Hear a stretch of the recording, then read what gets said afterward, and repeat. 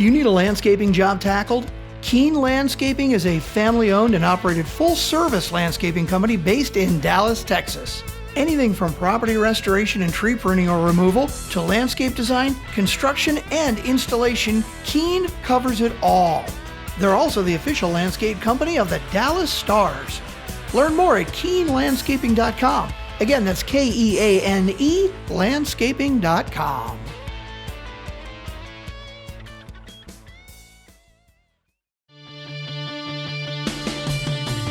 Welcome to Parker's MMA Show. If you want to learn about all things going down in the fight world, you've come to the right place. Each episode, your host Parker Keene will take a deeper dive into the always entertaining world of sanctioned fist fighting. Now here's your host, Parker Keene. Let's get into it. Episode 45 here, Billy. We're cooking. We got a lot to talk about this week. We got UFC 252 review. We're going to dive into Bellator 244 going down this weekend, and then the UFC's back with the card.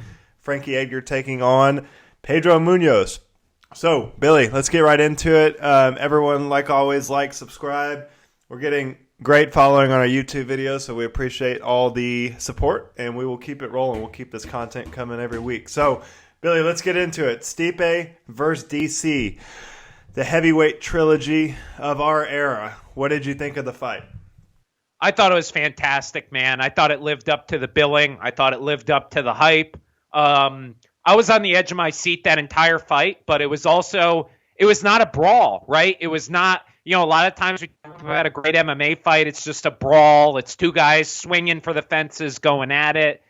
This was two high-level technicians. This was high-level mixed martial arts from start to finish, pillar to post. I thought this was a fantastic fight. What did you think? Yeah, absolutely. I think this is as high level of heavyweight MMA as you're ever going to see. These are two guys at the very, top of their game. Obviously older guys, but still, in somewhat their prime, especially for heavyweight. I thought it was phenomenal. It was really the only thing that dampened the evening for me was the eye poke and, the publicity that would go on to get. But, we'll talk about that here in a little bit. I just thought it was kind of part of the game and part of their story. It seemed to kind of be a big storyline throughout the trilogy, and it was kind of funny that was a big talking point in the last fight. But yeah, I mean, as high level as you get, two of the best to ever do it, and it was awesome. Edge of your seat TV, and it was awesome. So it definitely lived up to the hype, the billing, and I thought it was a great end to that trilogy. What did you see that kind of both guys did well in this trilogy? Honestly, it was really surprising to me in this fight. Like, I think what we talked about a lot last week was, wanting Daniel Cormier to work the clinch, work some of his dirty boxing, use that to set up the wrestling. And really, it was Stipe who was killing it in the clinch. I mean, getting double underhooks, pressing Cormier up against the fence, looked to be the stronger man in there. Really impressive. And then we said Stipe should kind of keep the range and pick Cormier apart use his reach to his advantage. And Cormier was the faster striker for me. I mean, he was the guy who he was kind of feinting those single legs, feinting the body shots, and he was able to come with those, quick, big right overhands that caught Stipe a couple of times, especially in that first round. I was really surprised with how fast Cormier was with his boxing. What did you think? Yeah, I just think I agree with you. I think DC, the speed was really showcased here, even at 40 plus years old. He still shows just how that speed translates, up at heavyweight. But for me, again, it was Stipe sticking to his game plan. I mean, I think he had a game plan to come in a little lighter. I think he probably had a feeling that this was going to go 5 rounds. So he prepared for a marathon with DC. And, I think, like you said, the clinch work was beautiful. He just wore DC down and then just started to run away with the fight in the later rounds. So, yeah, the big thing for me with Stipe was the game plan, the stamina, and just the intelligence. I mean, he drained DC and started kind of picking him apart towards the end of the fight and ran away with that fight. So, yeah, it was It was a great fight. It was a really, really great fight.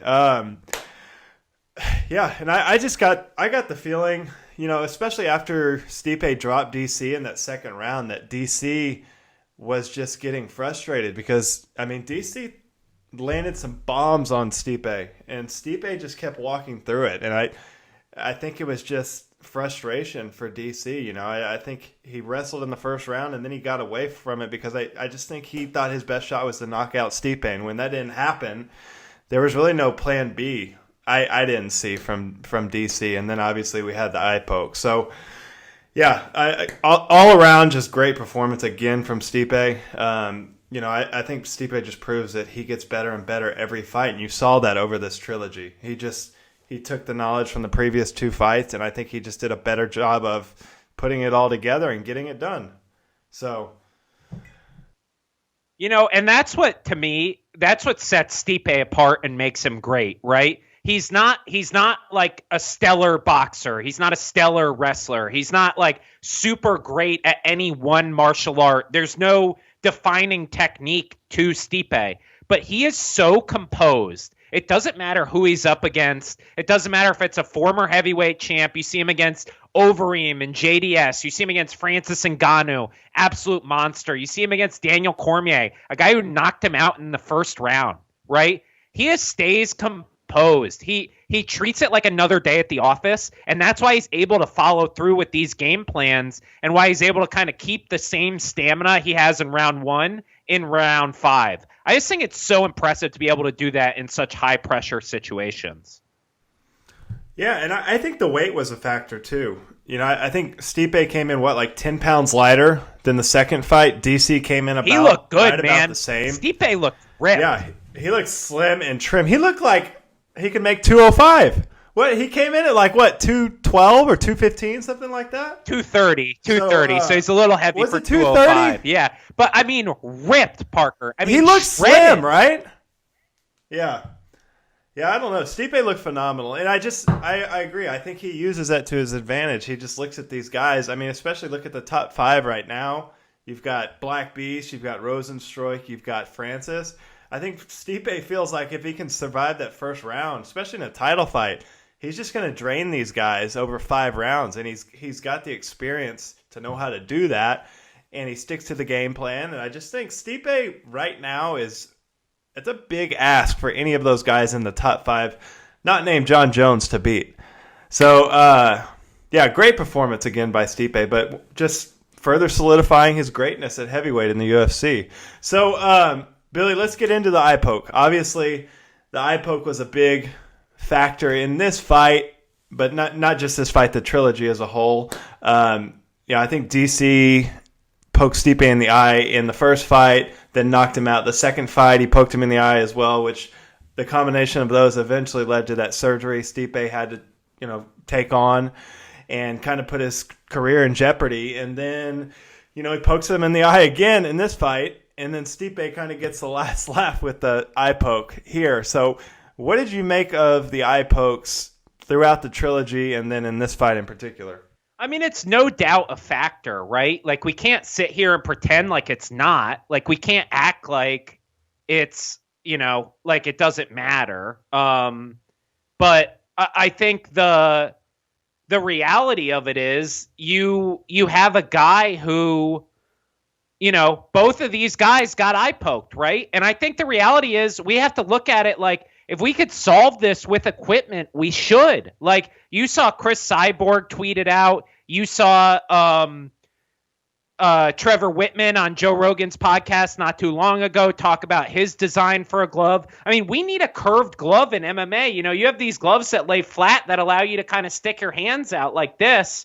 Like, that's not good for our sport. If we could solve this with equipment, we should. But at the end of the day, you're right. Like, it is unavoidable. It is part of the game, And I don't really know what we do about that when you have a guy in DC where if Mark Goddard catches that eye poke, I think we could be looking at a no contest with the fight getting stopped. And then where does the heavyweight division go from there? You'd have to run it back. I don't know. It's unfortunate that it played a role in such a gigantic fight here. But especially with the way DC fights, we talked about it a lot. He does a lot of that hand fighting, and then he counters with big overhands. But I don't know. It's a kind of a flaw in the design of the gloves, and it is a shame that we haven't figured out a better solution yet. But if you go back on the Joe Rogan podcast, Trevor Whitman has about 30 minutes of showcasing the prototypes that he's coming up with, and he's hoping to get a stamp on from the UFC. So, yeah, I think something's got to change, because an eye poke shouldn't be this big of a talking point in one of the most important fights of the year. But it was, and, it's just one of those things. It happened both ways, so it's not like, Stipe, I don't see this diminishing Stipe's win at all. Because it went both ways throughout the trilogy, but yeah, it was a shame that it was such a big talking point. So, what do you think this win does for Stipe, and how does this solidify his ranking as an all-time best heavyweight in the sport? In the UFC, among UFC heavyweights, he is the greatest all time. There is no debate. I think so. It's not debatable. Yep. If you want to talk about him versus Fedor, here's my thing with Fedor. Fedor's all-time career record is 39-6. He started his career 30-1, and the one is a doctor stoppage 17 seconds into his fourth professional fight because he poked the guy in the eye. That's unheard of. He beat 5 UFC champions on that 30-1 run. Stipe's just not there at 20-3. It's a great record. It's super impressive, but he's just not there. And the other thing is, DC is kind of like the modern Fedor, and DC gave Stipe problems at 41 years old. You're telling me prime Fedor does not give Stipe problems? I don't think you've watched Fedor fight if you think that. So I think Stipe, if he beats this version of Francis and beats Jon Jones at heavyweight, I'll talk about it. Then it's a conversation to me. Right now, it is definitively Fedor 1, Stipe 2, but Fedor never fought in the UFC, so Stipe's number 1 all-time in the UFC. What do you think? I agree. I think it's going to take a win against Jon Jones, a win against Francis, and we'll talk about this later, but Jon's making his move to heavyweight. He came out and said that. If Stipe is going to hang around for a couple years, I think you're going to see multiple fights with those 3 guys matched up different ways. So if Stipe can retain his belt and defend that title against those guys, 2 to 3 times, I think that's going to solidify him as he's going to be 1A, 1B with Fedor. It's just going to be kind of a different generational talent debate discussion. But if he can go out and beat Jon Jones, who's hands down the best MMA fighter of all time, I think he's undeniable. He really is. So he's got a chance here, and if he can, get 6, 7, 8 title defenses, that's going to widen the gap. It's going to be very, very, very hard for anyone in the UFC heavyweight division to ever touch his title defense record. So yeah, he's got a chance to become one of the best heavyweights, one of the best fighters of all time. And I still feel like he flies under the radar. It's crazy how Stipe just kind of, quietly puts this title run together. And people still, even in the UFC, I think does anyone talk about Stipe as a about Stipe? Does anyone talk about Stipe as a top 10 crazy. Fighter all time? No, nobody does. It's nuts. It is nuts, Parker. He is so damn good. He is such a good fighter, and nobody talks about it. I think people talk about how criminally underrated DC is as a fighter. Look at Stipe. People just sleep on Stipe, and he's quietly becoming probably a top 5 fighter of all time before his career is over. It's pretty amazing what he's been able to do. Stipe Miocic beat Francis Ngannou. He was in the cage with Francis Ngannou for 25 minutes, and he engaged with him and beat him. That has not happened since. It did not happen before that night. It's fucking amazing that he did that. Yeah. And I think it's entirely possible that he finishes Francis in the second fight. If he gets through that first minute and a half, 2 minutes with Francis, it's entirely possible that he takes Francis down and just beats the shit out of him and finishes him. I can totally see him finishing him. And then the Jon Jones one is that's the question. That's the big one. You know, I really do think he can get past Francis a second time, but that Jon Jones fight is going to be gigantic, and I could honestly see that being the next trilogy at heavyweight. So yeah, it's going to get very, very interesting here in the next 6 months or so at heavyweight. But let's move on to DC. So with the loss, you know, obviously DC didn't go out the way he wanted to, and that's kind of the story of his career at this point. But where do you rank DC all-time among heavyweights, and then where do you rank him all-time, you know, with all-time fighters? Heavyweights is tough, right? Because how do you compare Daniel Cormier, someone who's had what? I think he's had 12 fights at heavyweight. Yeah. How do you compare him to, like, Alistair Overeem, who has 60 fights? Like, yeah, it's tough. It's tough. So, like, I started to make a list of guys who I think are all-time great heavyweights, and I came up with, we've already talked about it, Fedor and Stipe are above the rest of the crop, in my opinion. Right. And then there were 5 guys that I think were pretty definitively better than DC as a heavyweight. Minotauro, Antonio Minotauro Nogueira, Mirko Krokop, Junior Dos Santos, Fabrizio Verdum, and Cain Velasquez. I all think have definitively better resumes than DC, and I don't really see how it's arguable. When you look at guys like an Alistair Overeem, it's impossible to compare DC. So I have a hard time with that, even though DC has some great wins. I mean, his best wins at heavyweight, Stipe, Josh Barnett, Bigfoot Silva when he beat him. I mean, those are great wins. And then at light heavyweight, the number one guy is Jon Jones, and he's untouchable. But here's 5 guys who I had down as kind of all-time great light heavyweights, at least in the UFC, right? Chuck Liddell, Tito Ortiz, Randy Couture, Mauricio Shogun Rua, and Rashad Evans. I thought were kind of the 5 best guys. I think DC beats all of those guys in his prime. I think he beats every single one of those guys. Yeah, I totally agree. And that is rarefied air, man. So, like, is he a top 5 fighter all time? No, definitely not for me. Is he in the top 10 to 15 fighters all time? I think it's almost unquestionable. And it's such a weird career because we're not going to see another guy start at 30. We're not going to see another heavyweight Grand Prix like we saw in Strikeforce. We're probably not going to see another situation like he had with Cain Velasquez where he basically exits heavyweight where he's having success to go down to light heavyweight to avoid his friend.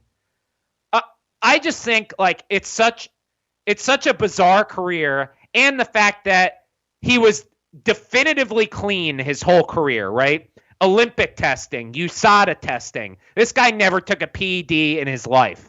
You know, he was the captain of AKA, which at one point in time had 3 UFC champions in the 3 biggest weight classes. And he was the captain. He was the king in AKA.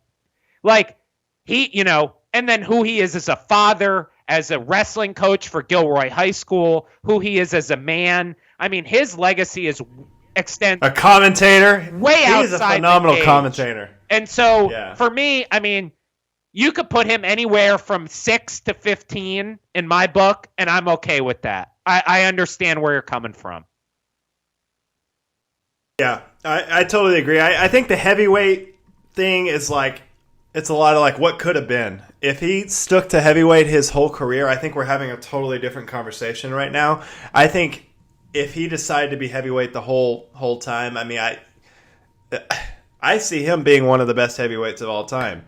Because I think he dominates that division. Everyone outside of maybe Cain in his prime and Stipe, and I don't know. I think that would have been a much different conversation if he decided to stick to heavyweight. But, heavyweight, I see him in the top 10, all time probably right now, just because the body of work isn't there, like you said. Light heavyweight, I think it's undeniable. He's your second best light heavyweight of all time, right behind Jon Jones. So yeah, I mean, it just kind of, it's kind of an unfortunate career. It's just like, hey, he's, second place, in both divisions, but still, I mean, elite, very elite, great dude, talented dude. I think his career is only going to get better from here. He's just got so many options and opportunities outside of fighting, with commentary, coaching. I could see him starting his own gym, doing stuff like that. Good dude, great fighter, phenomenal career. So yeah, I totally wish DC the best, moving forward. But yeah, that's kind of how I'll remember DC. What were some of your favorite moments, throughout DC's career? It's super corny, but I think DC's corniness is what makes him so great. It's like he's got the belly, he pulls his pants up over his belly button, like he's kind of a goofy dude. So I absolutely loved he KOs Stipe in the first round, the longest reigning heavyweight champion who nobody expected him to beat. He goes in there, he knocks him out in the first round, and he goes on this listen to DC rant, and calls out Brock friggin' Lesnar, who's there, who's at the fight, and they have this shoving match in the cage for this fight that never happens. It's so WWE, it's so corny, but it's so perfect for who DC is. That's my favorite moment. I could totally see DC making a move to WWE. Couldn't you? I think he's going to. I think he's going to make appearances on WWE. And you know what, Parker? I'll watch him. I don't watch pro wrestling, but I would watch Daniel Cormier in pro wrestling. Yeah, 100%. Kane's already over there doing that kind of stuff. You've got the natural rivalry with Brock Lesnar. I could totally see that happening. So my favorite moments of DC is just the tense, just hatred between him and Jon Jones. I think that is one of the best rivalries of all time. I don't think we're going to get much better than that. They had so many great moments. You still there, pussy? Yeah, that is. I went back and watched that a couple weeks ago. That is one of the most evil, just psychopath moments in MMA history. Jon Jones is a fucking animal. DC telling him he's going to spit in his face, and Jon Jones, I will literally kill you. I would literally kill you. So I'll always remember just his rivalry with Jon Jones. I think that's just epic. That's just true hatred and one of the great rivalries in combat sport history. My second favorite moment is DC as a commentator with the call on the Thug Rose knockout of Joanna in the first fight. Thug Rose! I'll never forget Thug that. Rose! That's epic. That is so epic. But I think you're going to get a lot more of that from DC, and I think you're going to see him step into a much larger role as a commentator and kind of become the face of the UFC commentary, in this new ESPN era. So, yeah, I'm looking forward to really good things for DC. Let's move on to Stipe. For Stipe, I think last week you and I were both kind of on the fence about him maybe getting ready to retire, but it seems like Stipe shut all that down. It seems like he has zero interest in retiring. He wants to keep fighting, keep building his legacy. So he got a new Traeger grill that he's excited about. Team Traeger, let's go. So what's next for Stipe? If you're Dana White, what do you do? What's the next fight? It has to be Francis Ngannou. It has to be. Because here's the thing, Parker. I know you're going to talk about Jon Jones. I know you're going to say Stipe versus Jon Jones is a possible fight. It's a thing that you can do. Put Jon Jones on the shelf. Jon is expensive. Let him sit. Maximize what you get out of Jon Jones in the fights that you get him for. Stipe versus Jon Jones is the exact same thing as Dominic Reyes versus Jon Jones, too. Let Francis and Stipe fight again. Let them settle this. If Francis wins, like we all think he's going to, then you force Jon's hand for Francis versus Jon, which is the biggest fight the UFC can do right now. If Stipe somehow beats Francis again, then he's a way bigger star than he is now. And then you can book Stipe versus Jon Jones with Stipe coming off of the Francis win. That's my opinion. I'm with you. I think logically that's the way to go. But Dana's done way, way crazier things. And I just don't see anyone in the top 5 that you match Jon up with right away. Jon's not going to fight Rosenstruik.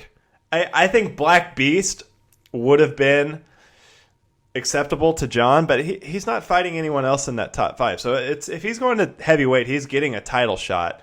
But I don't know. You have to kind of put one of them on the bench, Francis or Jon Jones, and I don't know. I don't know what Dana does. I mean, it's a tough call because both the guys want to fight like immediately. I think Jon Jones wants to get in there. Francis has been begging to get in there since he knocked out Rosenstruik. So it's going to be a tough call, and I honestly don't know what they do. I think it's 50-50 right now with Dana. I got really two fights for you that I intentionally did not put in our show notes because I didn't want to tip you off because I want to get your live reaction to this. Number one. There's a certain man named Anthony Johnson who just re-entered the USADA testing pool who... I'm so down. I think we could sell a lot of pay-per-views Rumble against Jon Jones at heavyweight. Just saying. As little... You could sell pay-per-views Rumble versus Francis. Imagine that one. Rumble versus Francis at heavyweight. But Rumble said he's coming back down to light heavyweight. He'll go to heavyweight to fight Jon. I'll tell you that right now. He'll go to heavyweight to fight Jon. And here's the other one, Parker, that I know you don't like, but we're going to sell a lot of fucking pay-per-views, my man. Don't get crazy. Jon Jones versus Brock Lesnar is a legitimate fight that you could make at heavyweight. You could make it, and you could sell a lot of tickets and a lot of pay-per-views. If you want to go Super Freak versus Super Freak, you do Francis versus Brock Lesnar. That's the one. No, because Brock wants to fight Jon Jones. Brock wants Jones. Brock Lesnar, Jon Jones, Stipe, Francis. Book it, Dana. I'm totally down with that. I'm down with that. I don't know if it happens. And if it does, I think Jon just picks Brock Lesnar apart. Bad. So... I don't know. It's about to get very, very crazy here. So, all right, let's dive into Jon Jones. Jon Jones in Jon Jones fashion, live tweeting the entire fight, giving his commentary every 30 seconds. And then moments after DC writes his long Instagram post about his retirement, Jon Jones just one-ups him and announces his move to heavyweight. So... Jon Jones being Jon Jones, what'd you think of the way he handled that situation? Of course he did this, Parker. We could have seen this coming from a mile away. It's like, you want to know something else? Spoiler alert, everybody. MMA fans of the world. Justin Gaethje's fighting Khabib in October. I promise you Conor McGregor's live tweeting that bad boy. I promise you. He's going to be criticizing performances. He's going to call people out. He's going to be tweeting the whole time. That's what stars in this sport do. In 2020, when you're a star in this sport and your division or a division that you're rumored to be entering fights, you talk about it on Twitter the whole fight. This was textbook, Jon Jones. And you know what? This is why I love the sport. I'm here for it, baby. Let's go. Yeah, Jon's the best at it. And I think he just had to get that one last just stab in the back of DC on his way out. You know that just chapped DC's ass. So I was thoroughly entertained by that. So, all right, Billy, I've got a hot sports opinion here, and I want to get your response to it. So, okay, January 1st, 2021, Jon Jones got that heavyweight belt. What are the odds of DC coming out of retirement for a trilogy fight with Jon Jones at heavyweight? 0%. 0%. Billy, I hate to argue with you here, but I see it happening. I could totally see it happening. Jon Jones goes in there, beats Stipe Miocic. Stipe knocks out Francis. DC's coming out of retirement to get that heavyweight belt from Jon Jones. Come on, Billy. Come on. DC. The only thing DC's doing is he's going to the Gilroy Garlic Festival with his newborn baby, my man. That's it. That's it. It's over. It's over. You could see it. You said it yourself. When he got knocked down in the second round of that Stipe fight, that's when Daniel Cormier retired in that moment. That's when he said, I don't want to do this anymore. I'm ready to move on. He's done, man.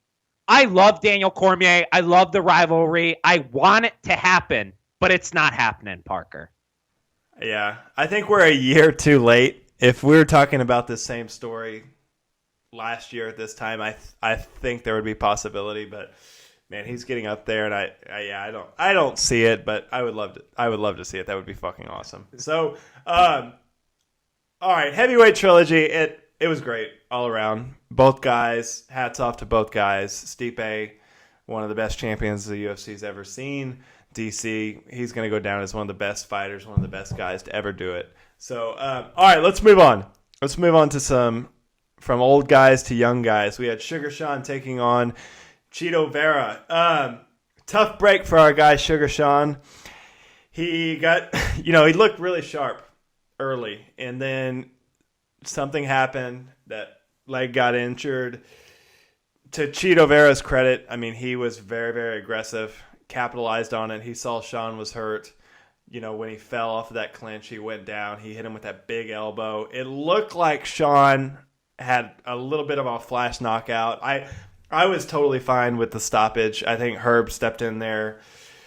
I think it was justified. You didn't see any debate about Sean was could it a not bad intelligently stoppage. defend himself when Herb stopped. Yeah. That's the criteria for stopping a fight. He doesn't need to be out cold. He doesn't need to be covered up. He doesn't need to stop moving or anything like that. Like, he was no longer intelligently defending himself. It was a great stoppage by Herb Dean.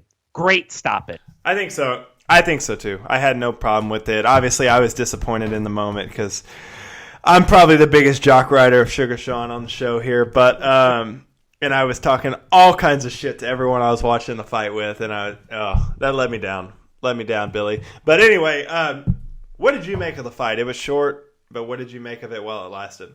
I thought, like, prior to the leg injury, I thought it was a very competitive fight. I thought Sean was maybe getting a little bit better of the two exchanges, but I thought in general it was very even. It was setting up to kind of be a banger, in my opinion. Like, Chito was game, man. He's always game too. That guy's a really fun guy to watch. And then Sean was his regular self. I mean, he was throwing crazy stuff. He was doing the feints. He was doing the little hip movement that makes him so dangerous. Like, I loved watching that fight. And it's unfortunate, but at the same time, I can't discredit Chito Vera because you've seen plenty of guys whose opponents get hurt, especially with leg injuries, and they just don't pick up on it. They don't realize that the guy's hurt.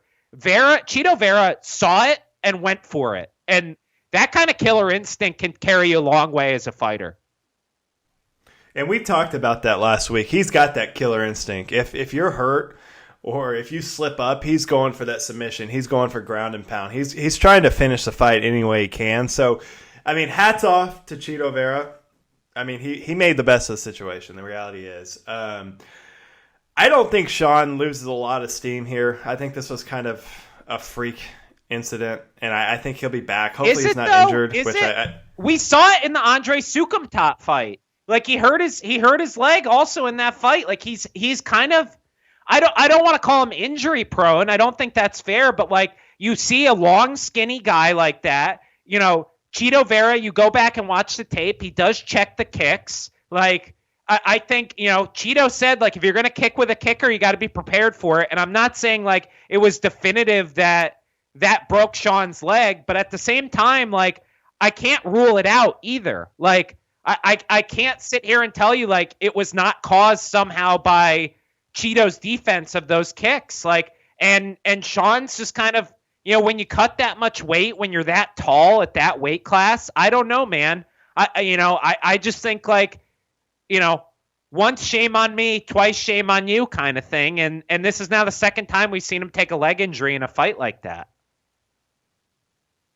Yeah, I don't know. I'm not looking too much into him being injury prone. I saw this as more of kind of a freak incident, and I remember vividly watching the Michael Chandler versus Brent Primus fight, and I was literally there right when it happened. I was sitting 18 rows up in Madison Square Garden watching that. I'll never forget. I watched that with my girlfriend Leah. We were laying in bed watching it, and she is just like about to faint, like watching how brutal that fight was. And I think if Herb Dean let that fight continue, you're having flashbacks of Michael Chandler, just where that ankle's just flopping around, aimlessly anytime he tries to put weight and fire off of it. So I was cool with the stoppage, but I feel very similar to how I felt watching that Michael Chandler Brent Primus fight. Is just like, you got to run that one back. That's something that's out of Sean's control. I mean, he didn't do, I don't think he did anything in particular to make that happen. It just happens. And you see it a lot more, especially with these low calf kicks that are getting so popular, that you saw it with Henry Cejudo, that that something happens and that nerve just goes dead. That foot stops working, like it goes to sleep, and you either go to fight through it or I don't know, just figure out a way to get through it. But it's a crazy thing. I would like to see these guys run it back. I think the matchup is just so close, and it's a really big proving ground for their spot in the bantamweight division. And I just don't feel comfortable with saying, yeah, Chito Vera is way better than Sugar Sean O'Malley. He should move up in the rankings. I still see this is the matchup that's got to happen to move these guys to the next level. So let's get into the actual injury. Do you think that Chito Vera caused the injury by checking kicks? Because I saw it a little bit different, but I'll let you explain what you saw first, and then I'll tell you what I saw.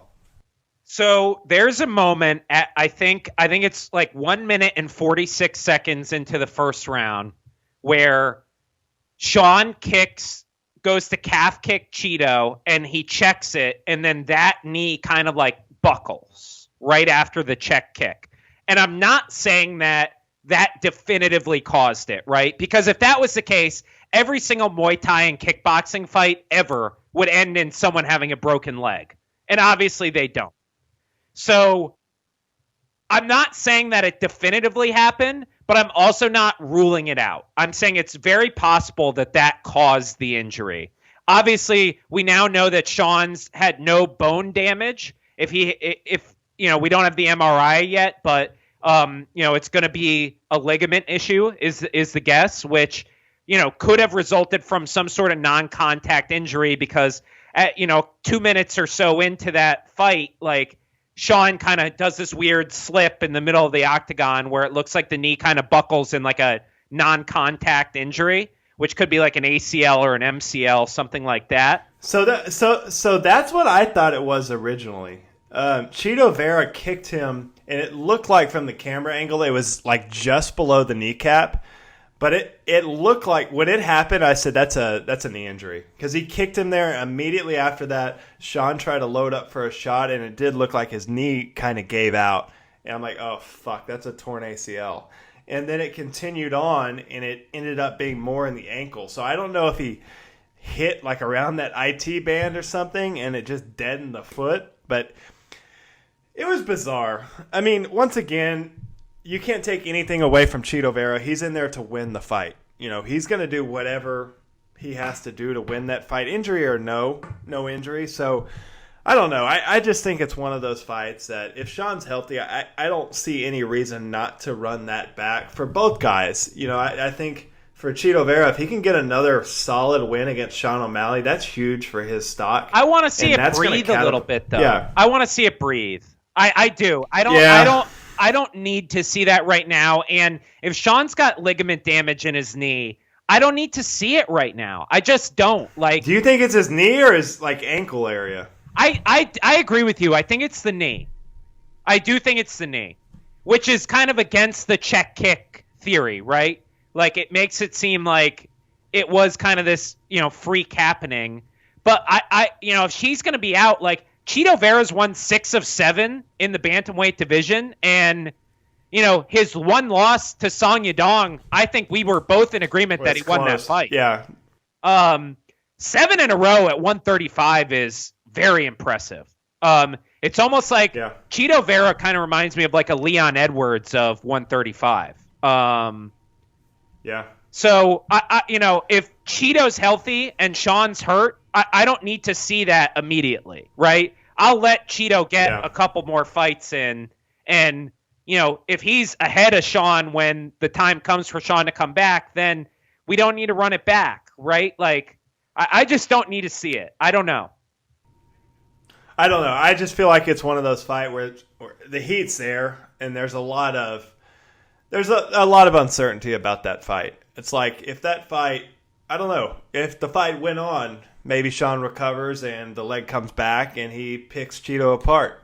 If that never happened, I think you and I both agree, even after watching that fight, I think Sean knocks him out. So, I don't know. I still feel like Sean's a better fighter. I think that's just a proving ground between those two guys because I think both of them are right there at the top 10, and one of them has to make a statement to take a big jump forward. And I don't feel totally comfortable with the statement that Chito made, but it is what it is. We'll figure it out. So let's move on to talk a little more about Sean. Do you have any concerns about him being injury prone? He's still a young guy. We've seen him suffer, multiple injuries. He's had a lot of change to his body since he came into the UFC. He's put a lot of muscle on, and he's still cutting, quite a bit of weight to make 135. So what, if any, concerns do you have moving forward, about injuries revolving around Sean? I'm always nervous with guys like him who are tall, lanky, clearly cut a lot of weight. That always worries me, right? Like, I always worry what he's doing to his body. And I just wonder if he's like too skinny for 135, right? Like, it's a question that I have. And now that we've seen him kind of have 2 leg injuries in 2 fights, it would be, it'd be weird for me not to have concerns. Am I calling him injury prone or saying he's definitively injury prone? No, but is it possible? Yes, I definitely think it's possible. Yeah, I still think it's a little early. I mean, it's early in his career. Everyone takes on injuries. It's a brutal sport. So I think time will kind of tell with Sean. And I do think eventually he'll move up to 145. I think he's just going to grow into that frame, maybe even up into 150. I think he's like 5'10", so he can put on, some bulk and move up into those divisions as he gets older. But, I'm not going to put a lot of stock in it, So let's move on here. I'll ask you one more thing about a couple more things on Sugar Sean. What did you think about the promo that ESPN did comparing him to Luka and Lamar Jackson? Very weird, man. Because look, the Luka and Lamar Jacksons don't happen in MMA. It's not possible, right? Like, Luka and Lamar Jackson play the absolute best guys in their sport every week. Like, they have to. That's how the sport works. That doesn't happen in MMA. So it's very weird. And, look, I love Stephen A. Smith. I think he's super entertaining. I think he's great that he's involved in the sport. That guy doesn't know shit about MMA. He just doesn't. He's there for entertainment. We established that months ago. Yeah. All right. So, real quick, who would you match up Chito Vera next with, and who would you match up Sugar Sean with next? So for Chito, I love the Rafael Assunção fight. I think Assunção's ranked 8th right now. Chito's ranked, I think, 13th. And Assunção's coming off a loss. Chito's coming off a win. To me, it's like a prove-it fight for both guys. Again, is Assunção still a top 15 guy? Is Chito ready to move into the top 10? That's where I think they're at. And then for Sean, Merab Dvalishvili keeps asking for him. I'm kind of sitting there like, why not? I mean, the guy comes forward the whole time. I think Sean could kind of pick him apart, or he gets wrestled. I don't know. I want to see Sean Dom Reyes. That's what Dom Reyes. Dominic Cruz. I do not want to see Sean fight Dom Reyes. I can be very clear on that. I don't want to see that either. Dom Cruz versus Sean O'Malley. I look at that as like Israel Adesanya versus Anderson Silva. I think it's a similar matchup. It's a fun matchup. It's a safer fight for Sean. I think it's a winnable fight right now for Sean. Yeah, so that's what I want to see next. Hopefully he's all good, and hopefully he's got no serious injuries. But Anyway, no real step back for any of these guys. I think they're both going to be fine in their career. But all right, let's move on. So JDS versus Rosenstruik. Another vicious KO for Biggie Boy. I thought he looked great here. This was a fun fight. This was kind of edgier seat. Classic JDS fight, right, where he wins the first round only to get viciously knocked out in the second. Yeah, I was with everyone I was sitting with. I was like, all right, we got into the second round. I'm like, someone's going to sleep shortly. Just fucking keep your eyes on the TV. So, another big win for Biggie Boy. What do you see being next for him? I like him against the winner of Overeem against Augusto Sakai. I think we both agree that Alistair Overeem kind of got screwed over by the stoppage in that fight. I'd like to see Overeem get revenge. And if Augusto Sakai beats Alistair Overeem, I mean, he deserves a top 5 matchup, right? He'd be an undefeated heavyweight. Yeah, and then for Overeem, we've talked about this at length before, but if Overeem beats Sakai and then could beat Biggie Boy again, Overeem's right back in title contention. You could make a Jon Jones versus Overeem fight. That would be fucking wild. But, big fights for Biggie Boy. I was hoping they would book the Derek Lewis fight, but they booked Derek Lewis versus Blades, which we talked about last week. I don't like that matchup, but it kind of is what it is. I guess I'm telling you, Curtis Blades keeps his chin up in the air. Derek Lewis is putting Curtis Blades to sleep. Yeah, see the 2 Francis Ngannou fights. So, all right, Billy, any other standouts from that card? I got to shout out Verna Jandaroba. I hope I'm pronouncing that right, but dismantled and submitted Felice Herrig, right? I mean, that's super impressive. Herrig, I mean, has been kind of a mainstay in the top 15, and Jandaroba just took her apart. Yeah. All right, let's real quick. This is Billy's Hardcore. We're going to have a Billy's Hardcore about 3 minutes. He's going to talk about the Contender Series and then also about Bellator 244. Billy, get into it. So I just want to highlight from the Contender Series, Josh Parisian, man.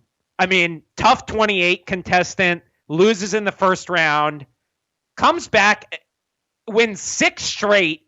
This was his second appearance on the Contender Series. Finally gets a contract. I mean, that guy rocks, man. You talk about Fat Boy MMA. That guy is freaking awesome. And then... He is skilled, though. He's super skilled. Yes. And then a little sneak preview for the fans of Parker's MMA show. I think at least one of the Kosuke brothers could be headed our way for a little interview action. Hell yeah. Yeah, I love that card start to finish. There was the one fight that kind of sucked, but the girl fight was awesome. Oh my God. That girl Cheyenne is a fucking Boys? animal at one.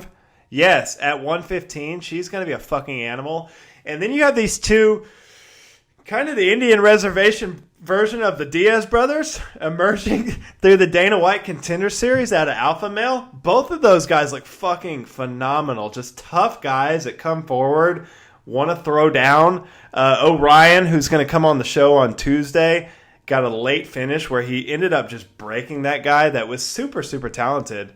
And then his brother was in the main event and viciously KO'd a dude. So those two brothers, they're a great story, and we're going to hear a lot about it on Tuesday, about their story. But, yeah, watch out for those guys. That was awesome. I really enjoyed the Tuesday night show. So, all right, Billy, let's move on to Bellator this weekend.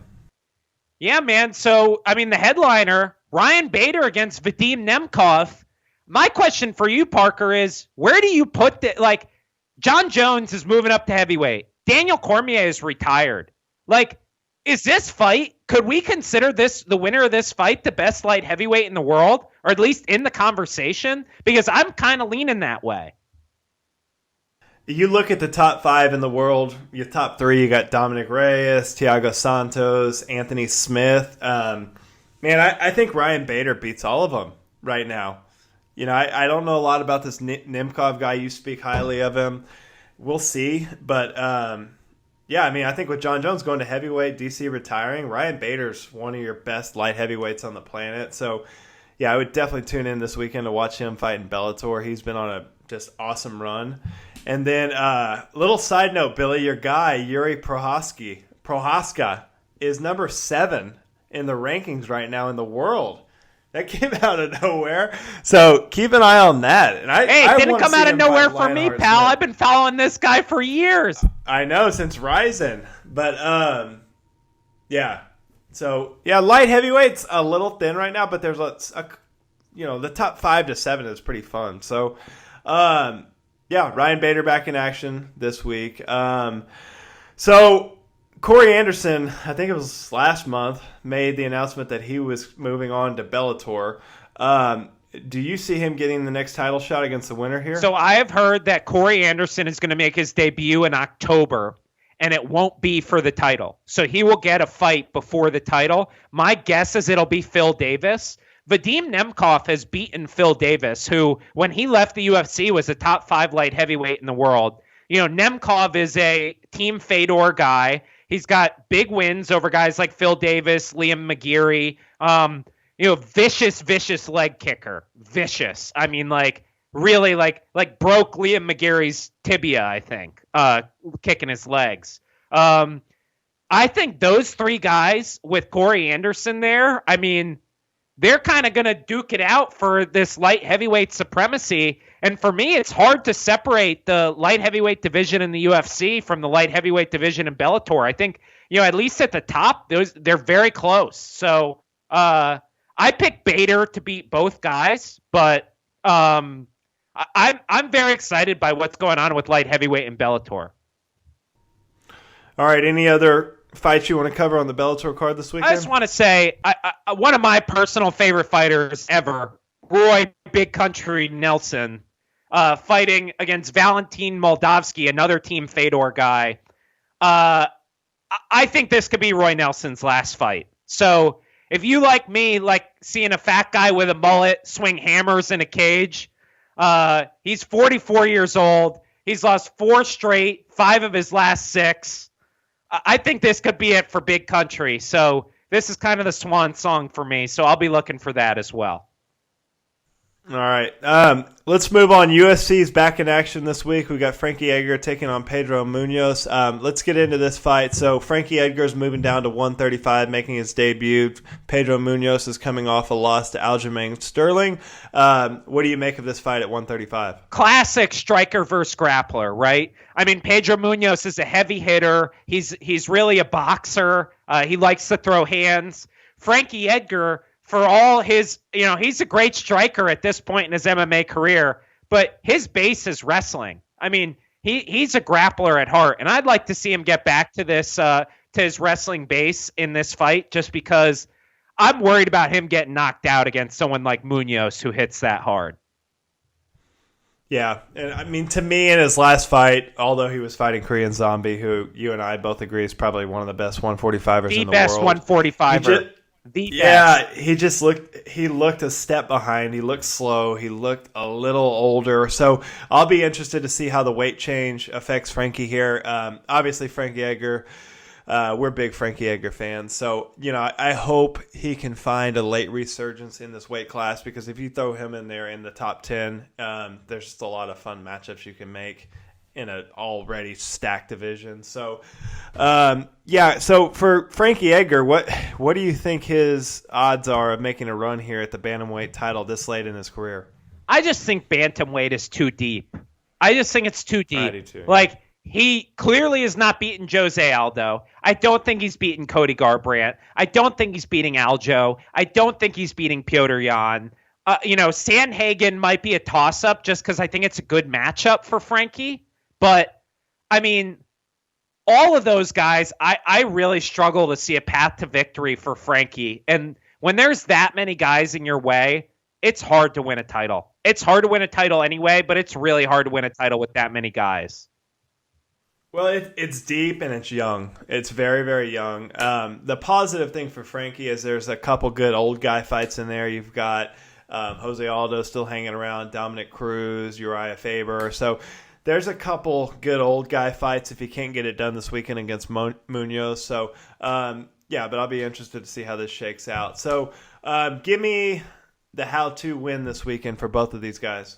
Pedro Munoz has got to make this a brawl. He makes this a brawl. I mean, if he makes this a brawl like he did against Cody Garbrandt, Frankie's going to sleep a lot faster than Cody. Frankie does not have Cody's hands, and he does not have Cody's chin either. Frankie's got to make this a technical fight. It's got to be stick and move. It's got to be, feint going upstairs with the jab or the two, and then, shoot the takedown, get this fight to the mat.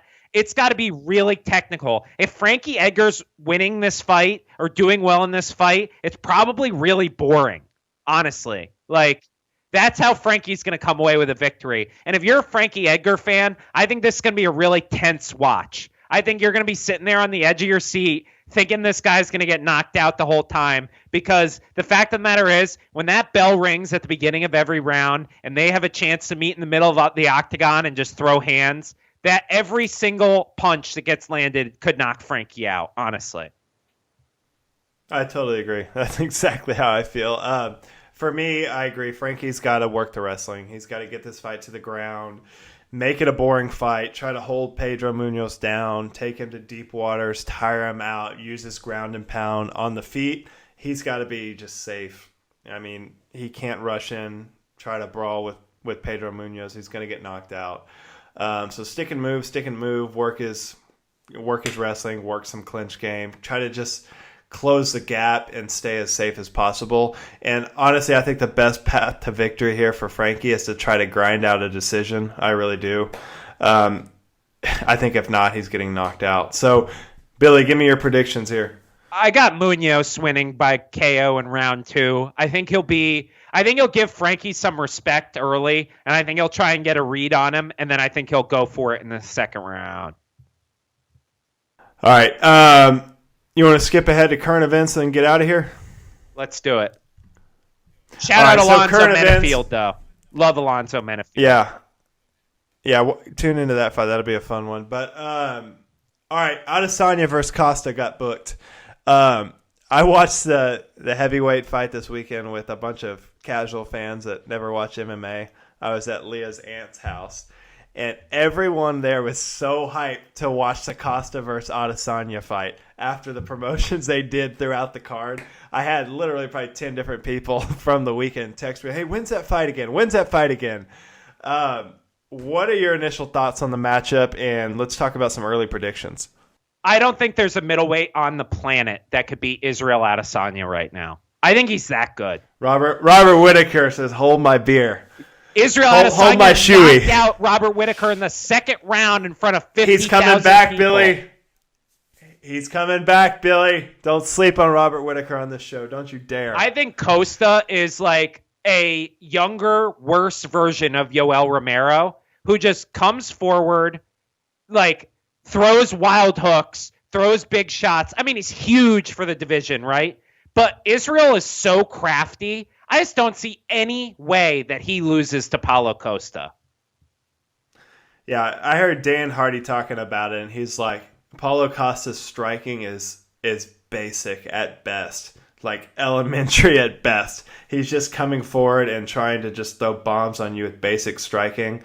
I agree with you. I think coming off the Yoel Romero fight, this is the absolute best matchup that the UFC could make for Israel Adesanya. It's going to be a tense buildup, leading up to the fight.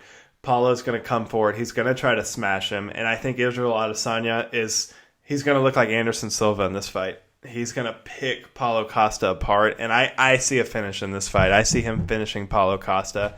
And I think his stardom's going to continue to rise. And he's going to do all of this with pink hair, Billy. So get your mind right. Get ready. That's coming September 26th. So not long. A month away. We're going to be getting into that fight. So, yeah, super pumped for that one. And then the next one that got booked was Dominic Reyes versus Jan Blachowicz, which I assume is going to be for the light heavyweight title. Yes. Right? Yes, sir. Yeah. So, great matchup there. Obviously, Jan Blachowicz has been on a freaking tear, just knocking people out. But Dominic Reyes, went 5 rounds with the best MMA fighter of all time, and you and I both think that was a very, very close fight that could have went either way.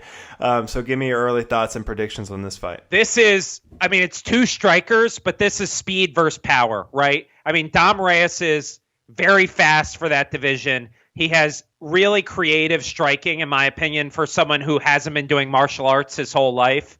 Jan Blachowicz hits like a damn truck. And as we saw in the Jon Jones fight, Dom Reyes is hittable. If nothing else, he's hittable. And one punch from Jan Blachowicz can change your whole night. I see this as a really tough fight to call because while Dom is probably the better technician, one punch, Jan Blachowicz lands that right hand on your chin, you're going to sleep, my man. And that's not happening with Jon Jones. Like that, it's a very different fight for Dom Reyes. So don't be fooled by how close it was against Jon Jones, because Dom Reyes could very easily get knocked out by Jan Blachowicz. Shout out KSW, by the way. As always. All right, well, we'll get into all those fights down the road.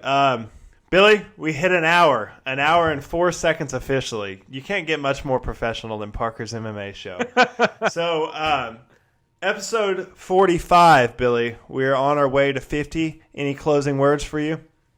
Can we book Anderson Silva in some more fun fights, please? I mean, we gave you guys Mick Maynard, Sean Shelby. We gave you guys so many ideas for where to book Anderson Silva, and you put him against Uriah Hall. I mean, please, come on. You know, let the guy live. He's fight. What's wrong with that? He's 45 years old. I don't want to see Anderson Silva sleeping on the canvas. I want to see like he had against Adesanya. I want to see him revenge against Chris Weidman. I don't want to see him against Uriah Hall, who's an absolute maniac with dynamite in his gloves. Hot sports opinion. Anderson Silva finishes Uriah Hall. Wow, you did not just say that. Bold play. That's coming up too. What card is that on?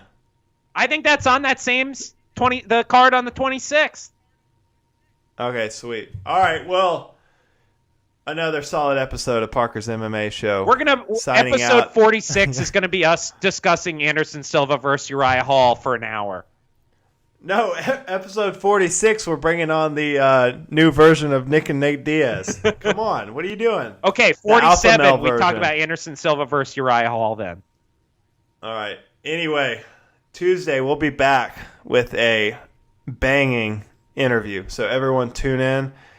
We appreciate the continued support. Me and Billy will keep bringing the hot MMA takes. Billy, get us out of here. Hey. We didn't even discuss Ryzen. I'm going to quit the podcast. Billy's going to find an Asian co-host that will discuss Ryzen weekly with him. Billy's going to take on a second job. Ryzen analyst here in the U.S. All right, signing off. Japanese MMA, Russian MMA, UFC, Bellator. We got it all. Poland Parker's for life, MMA baby. show. KSW. Until next time, adios. Texas Trees is the premier tree care company in the DFW area. Whether you need basic maintenance or specialized services, when it comes to trees, we've got you covered. Pruning, chipping, bracing, and cabling, even root barriers and disease control, we do it all. And if you aren't sure what you need, we have certified arborists on staff to point you in the right direction. Visit us at northtexastrees.net. That's northtexastrees.net.